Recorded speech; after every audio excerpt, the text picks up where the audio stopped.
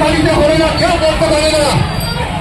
এই সম্পূর্ণ ল দেখলে এর বিরুদ্ধে গর্জে উঠুন, এর বিরুদ্ধে গর্জে উঠুন সাধারণ মানুষ দাঁড়িয়ে রাস্তায় নেমে আসুন। আপনারা আজকে জানান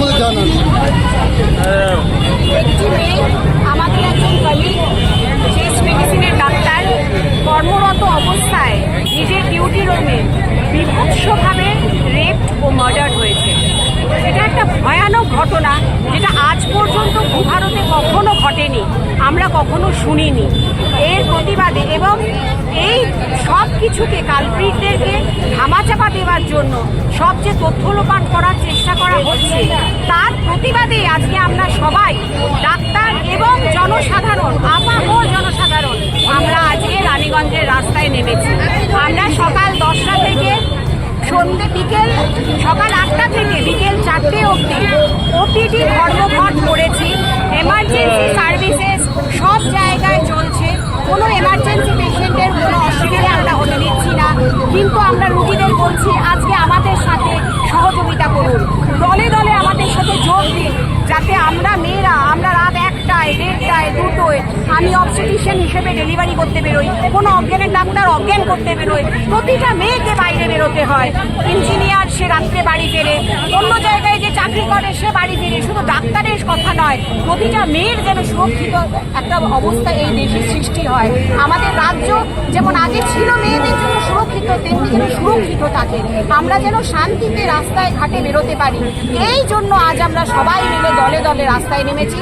ডাক্তাররা আজ আমরা একটা প্রতীকী মিছিল করছি। আমরা ধর্মঘটটা যাতে সকাল থেকে বিকেল অবধি সাফল্য লাভ করে, সেইটাই আমরা চেষ্টা করছি। ধন্যবাদ। ডক্টর অমৃতা ঘোষ। আজকে রাস্তায় নেমে আসুন, আজকে শুধু ডাক্তাররা নেমেছে নয়, ডাক্তারের সাথে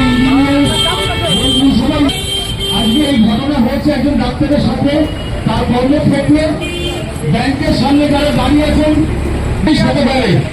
আর যদি আপনি তার আপনার কষ্ট অবাক হয়, এটা একটা প্রশাসনের ব্যর্থতা।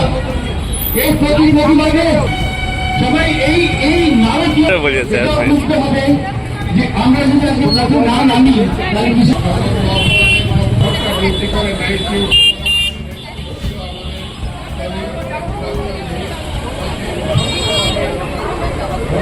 তাহলে তড়িঘড়ি করে তার বাবা মাকে আসার আগেই শুরু করে দেওয়া হলো।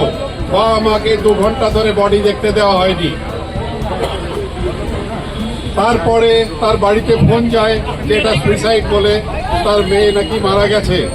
যে যে ভাই বন্ধুরা তার প্রতিবাদ করেছিল তাদেরকে আজকে মৃত্যু ও ধর্ষণের হুমকি দেওয়া হচ্ছে। যে প্রিন্সিপালের কাজ ছিল পিতৃসুলভ আচরণ করে তার জাস্টিস চাওয়ার, সেই বলল যে ওই রাত্রিবেলায় ওখানে গেছে কেন, মানে ডিউটি করতে যাওয়াটা পাপ ছিল তার। আজকে এই রকম সমাজ ব্যবস্থা শুধু ডাক্তারি ক্ষেত্রে নয়, যে কোনো সংস্থাতে হতে পারে। এবং তার জন্যে যার বাড়িতে মা বোন মেয়ে আছে, আমি এই পথ চলতে চলতে এই প্রতিবাদে সবাইকে আহ্বান করছি, যদি সময় নাও থাকে 2 মিনিটের জন্য সেই পথে সাত দিন আপনার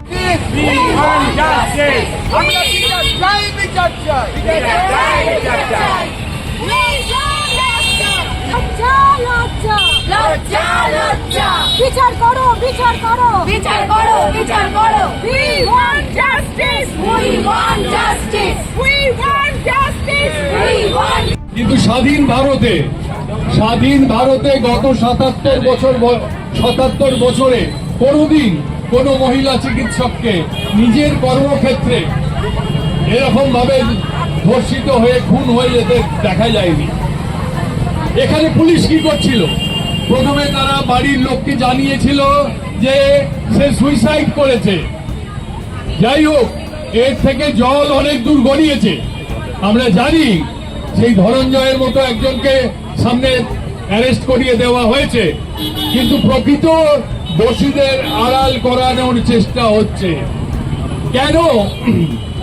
একটা ইনস্টিটিউশনের যিনি হেড, তার আন্ডারে যে কাজ করছে, যে মারা গেল, তাকে মার্ডার করা হলো, তিনি কোনো এফআইআর করলেন না। তিনি এফআইআর না করে পুরো ব্যাপারটাকেই চালিয়ে দেওয়ার চেষ্টা করলেন। এটা কিনা এটা হচ্ছে একটা সুইসাইড, এবং মেয়েটির বাবা মাকে 3 ঘন্টা পর্যন্ত তাদের দেখতে দেওয়া হয়নি, তারা ওখানে পৌঁছানোর পরেও তার কি অবস্থা। এবং যা আমরা পরে রিপোর্ট পেয়েছি যে এইরকম বিভৎসভাবে অত্যাচার করে খুন করা খুব কম অবস্থাতেই হয়েছে স্বাধীন ভারতের ইতিহাসে। আপনারা অনেকেই বলছেন যে এটা নির্ভয়া কাণ্ড।